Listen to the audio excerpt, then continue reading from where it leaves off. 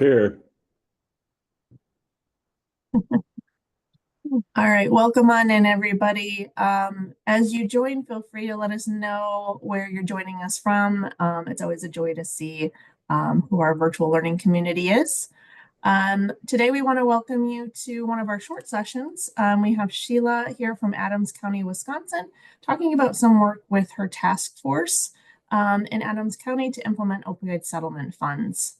We're going to go ahead and go through just some real brief to do things to get us set for today. So Sheila, if you want to go ahead. Just a reminder that we are a SAMHSA funded project. We cover the Health and Human Services regions of Illinois, Indiana, Michigan, Minnesota, Ohio, and Wisconsin. But as always, if you're coming from a different state that's outside that region, we're super happy to have you. Feel free to check out our website. It's listed there, and we'll put it in the chat at the end. So hang on for that. We'll make sure that you get everything. All right. And then we just want to make sure that we set the tone for today's session. A reminder that as a SAMHSA funded project, we promote the use of affirming person-first language when discussing behavioral health disorders, which means we want to focus on non-stigmatizing, recovery-oriented language that can help reduce that negative bias and promote successful engagement in treatment and recovery. And that includes everybody who's on the call. So we're just staying open to making sure that we use person-affirming language. With that, I'd like to introduce Sheila Michaels, who is a health and well-being educator here in Wisconsin in Adams County. Sheila works in the UW-Madison Extension Health and Wellbeing Institute. And with that, I'm going to hand it over to Sheila. Thank you, Amanda. Hi, everybody. I'm going to get past the screen so I don't have to look at my own face. Okay. All right. So our Adams, I just want to tell you a little bit about what work our Adams County Opioid Settlement Work Group has been up to. But before we jump into that, I want to give you a little orientation because I know not everybody is familiar with Adams County in Wisconsin. So I'll give you a little orientation to Adams County. So welcome to our visual sort of representation of Adams County. I can't fit all of the good stuff that Adams County has to offer into one simple slide, but we are located in central Wisconsin. If you look at the map on the right-hand side, we are the one that's colored red right now. We are 100% rural, and we have a lot of beautiful natural resources, lakes, a lot of forested area, a lot of bluffs, and a lot of outdoor recreation. So we also have, like I said, it's a very rural community. The population is very spread out. Our total county population is just over 20,000 people. And the largest municipality is actually a combination of the city of Adams and the village of Friendship, which are right next to each other. And that combined population is less than 3,000 people, and that's the largest municipality in the county. Demographically speaking, we're not very diverse. Vast majority of our population, 93%, is white. Our next highest racial or ethnic group is Hispanic and Latino at 3.1% of the population. Our population is aging. Almost 1/3 of residents are over the age of 65. And we also have a statistically significant number of individuals with disabilities who live in Adams County. At 1 in 5 people is living with a disability. We also have income constraints. So a lot of low-income families, low-income individuals living within the county. We also have some high income too, which makes it very difficult to really give a clear synopsis of what's happening in the county because we have some of those higher income individuals in our tourist parts of the state. We have a touristy outdoor recreation point at the north part of the county, and then we have Wisconsin Dells, which is a popular tourist destination on the just south of us. And so sandwiched between that is rural Adams County with a lot of low-income individuals. Our median household income is more than $14,000 below the state average.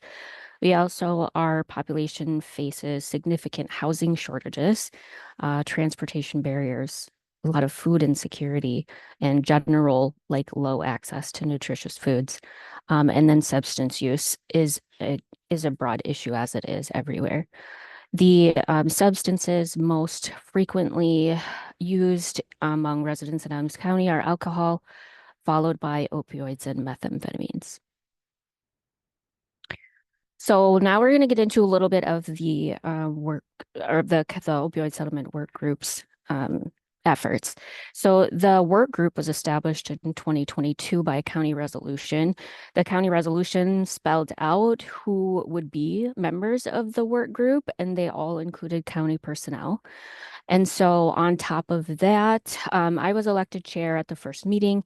And on top of that, the members that were written into the resolution as being part of the work group, we added a few non-voting members as well, so we could get representation from our local hospital and our treatment center that operates locally. And we tried to get a couple of other sectors involved too without much success just because of time constraints. And the work group is tasked with thoroughly researching the approved uses of funds that came with the settlement dollars, and then recommend the spending of the opioid litigation funds. And so, like I said, we started in 2022, and at that time, there was still a lot of litigation outstanding that we didn't have really any idea about how much money we were going to get, or really the members of the work group that were appointed to this work group didn't necessarily have a good handle on what the needs in the community were or what the resources that we already had available were. And so we also didn't really know where to start because we had a lot of questions. So we decided we should start with education. Our first um, point of education was a brief overview provided at our second opioid settlement work group meeting by our county manager. And what she did is she reached out to each of the county departments and asked them some questions. What is happening at department levels? How have things changed over the years? And what is needed in your area to combat this epidemic? And that gave us a really important overview of at least the county department's standpoint on what the needs and the concerns were, but it didn't go deep enough. We needed more information, more context. And so we planned our next educational opportunity to be more contextual, more robust. And it took several months of planning to put this opioid educational opportunity together. And we were able to complete this in March of 2023. So we had this opioid educational opportunity. The opioid settlement work group decided that we wanted this particular opportunity to be specifically for members of the opioid settlement work group and county board supervisors. So we didn't open it to the public. And then this is what it entailed. We had three parts. We had a presentation from the sheriff's department about how we got here. In other words, how we got into this opioid epidemic crisis. And they covered the basics about opioids and how they work in the body, as well as the three waves of the opioid epidemic over time. Following that 20-minute presentation, we had a professional panel discussion. And then following that, we had wrapped up our time together that day with a panel discussion with individuals who had lived experience. So we had three. That was my minimum. I'm like, I'm not doing a panel unless we have at least three people with lived experience, because I know that everybody's experiences are so unique and so different. And I didn't want anyone to be any assumptions to be made about one person's experience applying to more than that individual necessarily. And during this entire opioid educational opportunity, we learned a lot. We learned about lives that have been essentially shattered due to substance use disorders, lots of lives lost. We learned that there's really a lack of continuity of care from one point of potential intervention to another point. Like there was so many silos in the process for individuals who are trying to get treatment, and so many gaps in services. One example was sometimes a person would be arrested for possession, but it might be a year before there's any action on the Justice Department side. And in between, no resources unless the person sought them out. So that was just one example. We also learned that a significant issue is just basic needs, not having access to health insurance, housing, stable housing, food, and transportation. Just these enormous barriers um, that were getting in the way of being able to effectively access treatment. Stigma is a huge issue. I don't know that I need to go into details about that with this particular group. And then the criminal history compounded with the stigma made it next to impossible to find a place to rent, to get a job. Other than one of the individuals on our panel of individuals with lived experience had started her own business.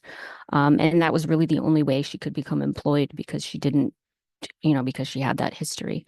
And then we also learned about the positive things that are happening in Adams County and about the collaboration that does happen within Adams County. And there's a lot of good things to be said about it. It's just not enough. And one of the great things is support. Any level of support is really valuable, and support, practical support as well as social support and emotional support is the key. Um, the when we talked to, or when we got the feedback from the participants who were in the audience that day, we learned that they found it extremely valuable, not only hearing from the professionals, but really, really valuable to hear from the individuals with that lived experience. And so we decided we need more context.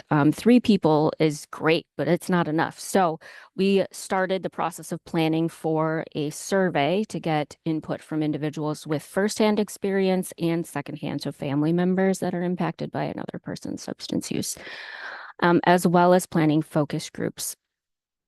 And we were able to start that process in early 2024, and we launched the survey in April of 2024, and we completed the focus groups that summer. I'm going to share a little bit momentarily about some of the things we learned. But first, it's really important to me that I share the very valuable partnership we had with Great Lakes ROTA-RC. So I reached out to Jen and Amanda and said, I need help. We're doing this pretty intensive data analysis or data collection, and I need help analyzing it because I can't do it by myself, and my work group doesn't have the capacity to do it or the experience to do it either. And so they helped us a lot with data analysis. And then I also was able to have reserved time with Amanda. She came down to uh, Adams County one day to share the survey results with the opioid settlement work group. And then she also collaborated with a community partner and was able to bring in an outside facilitator to facilitate a follow-up discussion. So shout out to Morgan. All right, so I do want to share some of the themes that we heard from the survey and then also from the focus groups. I'm going to try to keep this as simple and short as I can because we're low on time, but I'm happy to share more details in another way if needed. So some of the things that we heard from survey respondents, 96.7% of them believe that Adams County in Wisconsin needs more resources to help people who are struggling with or recovering from substance use disorders. The most prevalent challenges that the survey identified were that individuals didn't know where to go. They didn't know where to start to get help. Fears about other people finding out or feeling ashamed, and just a terrible lack of support. And if you think about it, all of these challenges are interwoven with one another. From our focus groups, we learned that there were some themes that emerged around circumstances that the individuals described as they were talking about their experiences. Many of them started young. The median age of our focus group participants was 16 at the time that they started use, and more than a quarter of them started before the age of 12. So we're talking 8, 9, 10, 11. Childhood trauma of all different types was a common theme, as was using multiple substances and using substances as a coping strategy.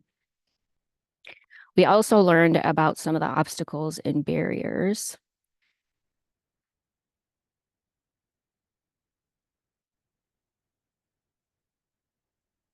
I'm hoping everybody can read this. And if you can't, let me know. I can say it out loud or let Amanda know or Jen.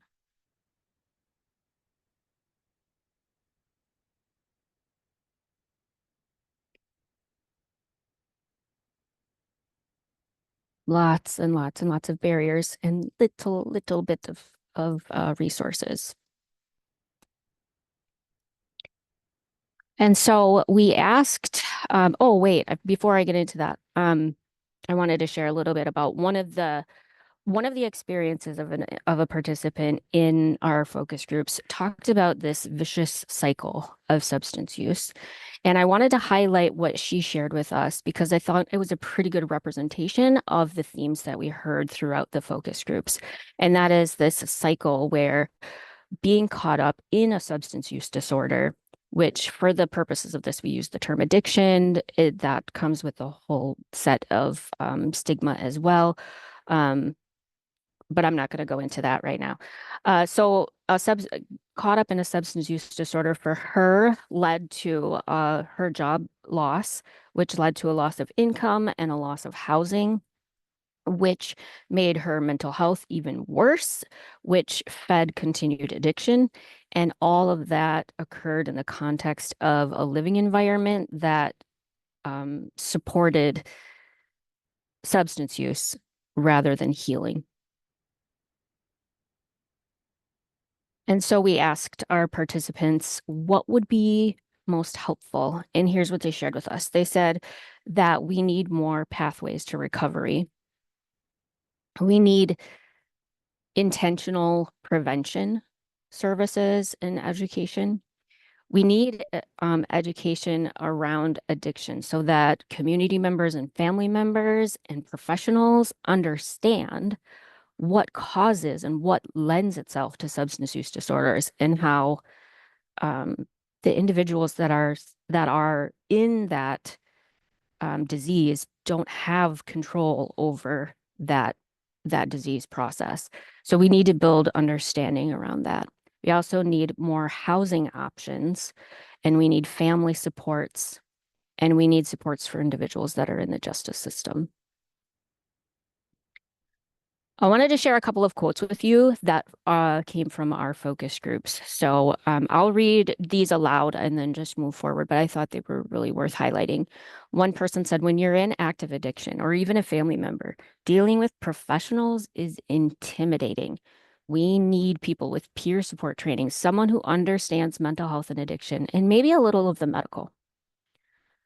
One of our participants in the focus group at the jail had said, and he described his history of having grown up around substance use and drug dealing his entire life. And he said, if you've known nothing but drugs, you need someone to help teach you how to navigate life. So after we had the presentation where we shared these survey results and focus group results, then our partner, Morgan, who facilitated the conversation with us, asked the group some questions about what stood out to you. And then we also looked at the opioid settlement abatement strategies, the approved uses of funds, kind of categorized them a little bit and started outlining what our priorities would be. And throughout that process, a really common theme emerged. The greatest interest that we had is peer support specialists and recovery coaches. We need that more than anything else in our starting point at trying to address this epidemic in our communities. So our next steps are, well, since that meeting even, and that happened in July of 2024, we had that meeting where we started to organize things. And so since that meeting, we've developed a tentative partnership with a recovery organization in a neighboring county that specializes in peer support and recovery coaching. Hi, Liz. And they've hired a recovery coach from Adams County who is highly motivated. She's very involved in our community, and she's super passionate about the issue, has a lot of great experience behind her, and is very involved in our substance use prevention coalition as well. She's also very part-time as a recovery coach here, thanks to the recovery organization's ability to be able to fold her in under a little bit of a grant. So she's working under multiple counties right now. And even still, she has already, because she's so motivated, she has started offering a smart recovery group here in Adams County. And she really, really wants to do programming in the jail, which is the perfect fit for what we heard that the needs are. But we need her more often.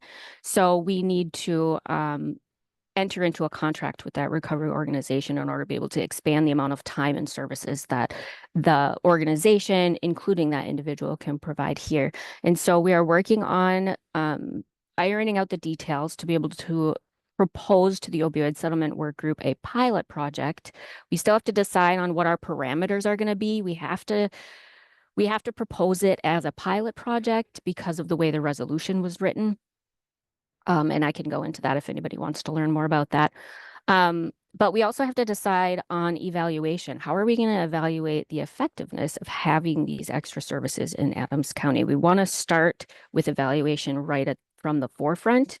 So we need to figure out what those metrics are going to be. How are we going to measure impact? And then we also want to accumulate enough information to be able to give a cost benefit analysis to the county board at the end of the pilot project time period. Because if it's successful, we strongly believe there will be a cost benefit and that we'd be able to make a case for continuing the program beyond that. So our opioid settlement work group meets on April 2nd, and we're going to be doing a presentation about the recovery organization that we would like to partner with, and we'll put forward a proposal and have them vote on it. If they agree, then we will write a resolution that gets forward to a county committee and then eventually to the full county board. And that's where we're at right now. Very excited about our next steps and just can't wait to get going. Anyway, at this point, if we have a few minutes, I can take some questions if folks have them. All right, we have nothing in the chat at the moment, but we encourage people to either place their questions in the chat or to unmute and ask Sheila. Sierra, you've got your hand up. Feel free to. Good afternoon, everyone. Can you hear me? It's very faint, Sierra. If you're able to get closer to your mic, that's helpful. Okay. Can you hear me now? Yeah. A little bit better? Okay, I hope so. So thank you for sharing this. It's really good information. I'm curious to find out when you said jail programs, and you talked about the jail program, what are some ideas that you have for how we could initiate that and what that could look like in collaborating with the justice impacted community? So the initial ideas, and they would lead to other ideas as well, as having smart recovery groups within the jail. It would be the first step that we'd like to do. And then we'd also like to explore ways to to aid in the transition from jail to treatment or jail back home again. And that's for the entire population. So it's not specific to opioid settlements or individuals in recovery, but we need some re-entry services or supports in the jails.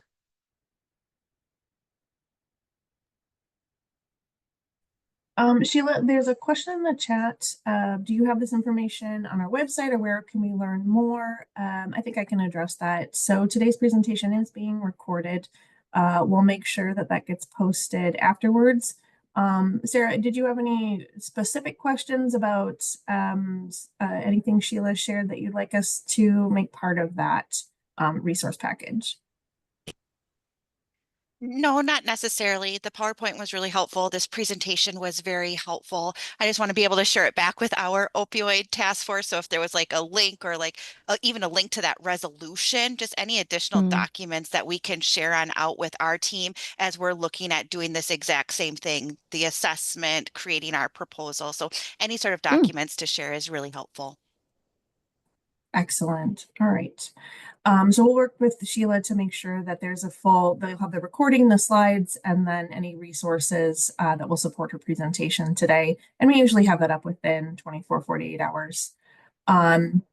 And then the next question is from Angela. She would also like to share it out, possibly the data. We have some data and she would like to compare. All right, I have the survey results summary data. I can do some digging too and to find some of that other data and share that out with Amanda, who can share it out with the package of resources on the website. I see Christy had a question. Can you talk more about evaluation? Do you plan to repeat the assessment as part of evaluation? That's a great question. I have honestly been so focused on trying to get the pieces in place to move this initiative forward that we agreed on that I haven't thought a lot yet about evaluation. We've had the team that I work with this on has had preliminary conversations about evaluation, but we haven't really dug into it yet. Let's see. So Laura is curious about the metrics that were chosen to monitor progress and impact over time. Again, it haven't been decided yet. So if anybody has suggestions on what we should track or would be relatively easy to track and useful, I am all ears because that'll be our next decision to make is how do we do that? And Angela just finished a community survey and had very similar results. So she's just thanking you for your presentation. Yep.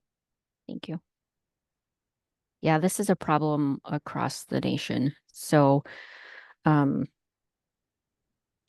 imagine every community has their own set of circumstances and strengths and struggles. And there are a lot of similarities across the board, I would imagine too. Yeah. Haley is interested in who and what organizations encompass the group that you're working with. So the opioid settlement work group has, and I had it written in my, I closed that out. But off the top of my head, it includes our, so they're all county personnel other than the non-voting members that we added later. So the county personnel that were identified to be on this work group are 2 individuals from Extension, the county manager, public health, the health and human services director, medical examiner's office, the sheriff, child support manager, and there are other really important ones too, and I'm blanking on them, but I can round that information up too if you're interested. And Sarah, you had a question. Go ahead and unmute. Yeah, and I know we're short on time. I know you mentioned that you're the chair. Do you have a coordinator or someone who will continue to pull the group together, share this information out, or what does that look like? The work group is, I mean, it's meant to serve Adams County and the opioid settlement funds that came into Adams County. So for the foreseeable future, I will remain the chair and the group will continue to meet to continue to evaluate and consider new opportunities if we have a need or capacity for that. And then yeah, the future is to be determined. I don't know. Christy shared a link for the Aspen Institute Principles for Measuring Rural and Native Nation Development Progress. I just want to make sure that people see that there. And Amanda, can you make sure I get access to that link later too? Because I don't want to open up another tab right now. Yep. And then Angela suggested long-term, could it be measured in relation to the number of repeat offenders when they finished a reentry program and gathering feedback when individuals complete it? Awesome. Thank you. Yeah. Haley was just impressed that you have the involvement of a variety of agencies across Adams County. So great work. Yeah, we have great teamwork here. And then Kimberly noted, we recently did a community survey. The responses were not awesome, but wondering if others had a certain threshold when doing the survey as far as the number of responses you were looking to receive. It depends on what the goal of the survey is. So one other piece of that I can share is I can share what our survey questions were. In fact, I could drop that in the chat right now too. But the survey we used was specifically to gather information from individuals with lived experience. A lot of other community surveys are sent out to the general public, and just that's not going to be providing, I don't think, the kind of robust context that you want to be able to incorporate from individuals with lived experience who have the most valuable insights to share. Right. And there's a couple of thank yous in the chat, and then we have one more question from Avi, and then we'll go ahead and close out. Hi, Sheila. Ave Yetman from Isanti County in Minnesota. Really grateful for this presentation and insight. We've done some similar work with assessing the community. Haven't done it specifically persons with lived experience. So this descriptor that you offered was really helpful for us moving forward.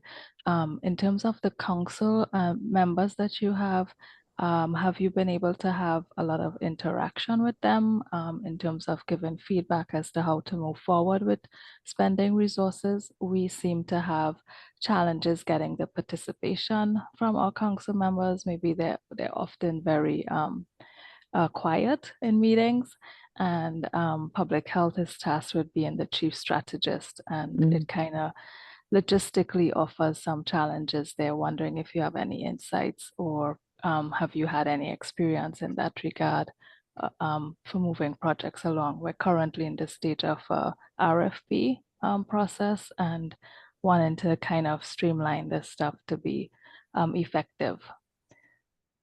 Yeah, that's a great question. And I know every county in Wisconsin is operating their opioid settlement funds strategies very differently. In this case, Adams County decided to pass a resolution to create a work group specifically tasked with looking at and researching these abatement strategies to find something that would be effective and impactful and a good fit for the community. Not a lot of other communities necessarily have that luxury of having a group that is dedicated to that purpose and appointed for that purpose. And so when it comes to county board supervisors, we have invited them to all of these meetings and have not had a lot of engagement. We had one county board supervisor out of 20 who did come to our the presentation that had the two panels and the sheriff's department presentation. We were very disappointed that only one person showed up. Super grateful for her for showing up. But no, we haven't had a lot of engagement from the county board supervisors end of things. So my hope is that they simply trust us to make the wisest decision that we can and to do our research thoroughly. And my hope is that when it gets to the point of it needing approval from committee and from county board, that they will take the work group's recommendations. Okay, thank you so much. Mm-hmm. All right, with that, we're going to go ahead and close out today's session. We want to thank everyone for participating. We do ask that you engage in the feedback survey. I've just popped that into the chat. That helps us to let our presenter, Sheila, know what you thought of the presentation. It also helps us here at Great Lakes ROTA-RC plan for future sessions. So if you liked a shorter session, we'd love to hear that. If you like longer sessions and thought this could have gone a little longer, I know Sheila's got a wealth of information, then please let us know. Again, as far as the availability of session content, we'll make all of that available at the end. Usually within a couple of days, we're able to turn that around a little bit quicker lately. And then certificates of attendance will be offered to those who participated today. So if you need help trying to work out CEUs in your state, as always, feel free to contact me, but we do not offer that directly through Great Lakes ROTA-RC. And then just as a final note, these are our contact details. You can get a hold of the Technical Center through our email. Check out our website. We also have a monthly newsletter and training newsletter that helps you know what sessions are upcoming, not only through the Technical Center, but through our partners as well. We are on Facebook, and you can get technical assistance through the link there, and I'll pop all of those in the chat towards the end. Just as a quick note, we are hosting 2 more sessions coming up. First is the film screening and Q&A with the filmmakers of the film Inheritance. That will be Tuesday, March 18th, 12 to 2 Central Time, 1 to 3 Eastern Standard Time. And then we'll also be rehosting the canceled Impact of Stigma on Recovery and Professional Community session that we had hoped to host in December. Our presenter is healthy and back and well, and he's going to meet with us on Thursday, April 3rd, again from 11:30 to 12:30 Central, 12:30 to 1:30 Eastern Standard Time. So we hope to see you again. Thank you all for joining us today. I'm going to go ahead and end the recording. If you have further questions for our presenter, you're welcome to stay on. Otherwise, we'll see you at another Great Lakes ROTA-RC presentation in the future.